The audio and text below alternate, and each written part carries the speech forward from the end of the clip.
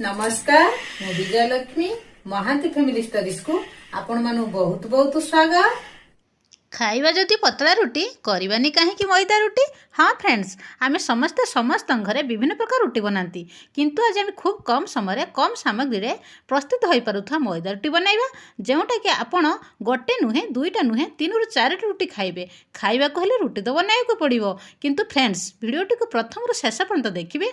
वीडियोटी जदि पसंद आसे प्लीज लाइक शेयर सब्सक्राइब करने को भूलिए ना। सब्सक्राइब पाखरे थिबा छोट बेल आइकन को क्लिक करेंगे, जहाँद्वारा कि मोर जेते नुआ वीडियो नोटिफिकेशन प्रथम ही आपण मैंने पाइपर। चलतु डेरी न करी रोषेई को जीवा।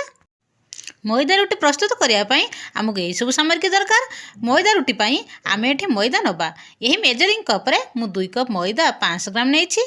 आपण रिक्वायरमेंट अनुसार मैदा कम बेसी करें। स्वाद अनुसार लुण, जमी नॉर्मल रुटी अटारे लुण दियंती। मैदा को चकटिया आम ये पानी परिवर्ते क्षीर अल्प अल्प दे चकटिबा। रुटी को सॉफ्ट करने अल्प रिफाइंड तेल बा घी दे चकटिबा। देखो फ्रेंड्स, आमर मैदा चकटा केते नरम भाव में चकटा हो गला। बर्तमान चकटा को आहरी नरम करने 10 ରୁ 15 मिनिट रेस्ट छाड़ीदेवा। फ्रेंड्स, आमर 10 ରୁ 15 मिनिट हो सारा। चलतु पर स्टेप को जीवा। फ्रेंड्स, आमर बेलना चक्की रे अल्प अल्प किछि मैदा दे आमे पूर्व जो मैदा चकटा रखी ना, से मैदा चकटा को चक्की उपर रखी जेकोसी छुरी साहाय्य चकटा को 2 भाग करनवा। यही 2 पार्ट को सेम साइज रे रोल करी रखिनवा। आउ यही 2 रोल को समान भाव में पीस पीस करनवा, कहीं ना आम गला गुड़िक सेम साइज रे हेबो। आपनकर जदि हाथ में गला गुड़िक साइज रे हेउछि तो ताहाले करिनेबे। फ्रेंड्स, ये मैदा पीस को हाथ में चिकण करी गोल गोल करनवा, कहीं ना गला को जेते चिकण करी गोल करवा ना आम रुटी सेतिकी साइज रो गोल हेबो। देखंतु फ्रेंड्स, आमर सब गला गुड़िक प्रस्तुत हो गला। चलतु पर स्टेप को जीवा। फ्रेंड्स, गला को बेलिया प्रथम आम अल्प किछि सुखिला मैदा को पकाई चकट थिबा मैदा गला को रखी बेलिबा।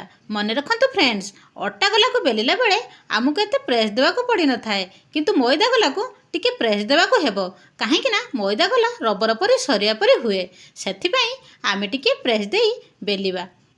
देखंतु मैदा गला को यही साइज रे बेली नबा। बाकी तक मैदा गला को यही परी भाव रे बेली नबा। आमे तो सब गला गुड़ी को बेली नेले। बर्तमान आपण को पसंद अनुसार घी बा रिफाइंड तेल नहीं पारे। मुझे रिफाइंड तेल नहीं आउ यही भाव में ब्रश बा चामच साहाय्य तेल उठाई रुटीर चारिपटर लगाइबा। बर्तमान तेल लगा जाइथबा गोटे रुटी को उठाई तेल लगा जाइथबा प्रथम रुटी उपरे रखिबा।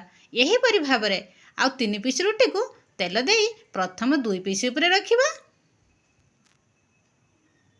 फ्रेंड्स, टोटाल आमे 5 पीस मैदा रुटी को गोटे उपरे गोटे रखीचे। बर्तमान रुटी को 2 हाथ में यही भाव में चतुरई दबा। आ बेलना बाड़ी साहाय्य पूरा बड़ साइज रो समान भाव में बेली दबा, जेमिति मोटा की पतला न रुहे। देखंतु फ्रेंड्स, आमर रुटी पूरा बड़ साइज रे प्रस्तुत हो गला। आपण माने रुटी देखि भाबुथबे बाप रे बाप एते बड़ रुटी किपरि सेकिबा। गैस पाखु चलंतु ना देखिबा किपरि सेकिबा। बर्तमान गैस को लो मीडियम रे रखी तावा बसई देछि। तावा गरम हेले बिना घी तेल रे रुटी को तावा पर रखिबा। देखिबा जेतेबेले तळपट सिझी आसीबो रुटी को अलटाई दबा। फ्रेंड्स, आम जो गोटे उपरे गोटे 5टा रुटी रखी ना, देखंतु ऊपर रुटी आपको आपे खोली जाउची। बर्तमान ऊपर रुटी को अलटाई दबा। अलट पलट करने द्वारा रुटी आमर सिझी जीवो। देखंतु रुटीर प्रथम पार्टी सिझी जाइछि, ताकू आमे बाहर करिनबा। एहीपरि भाव में सिझी नथिबा ऊपर रुटी को तळकू दे दबा।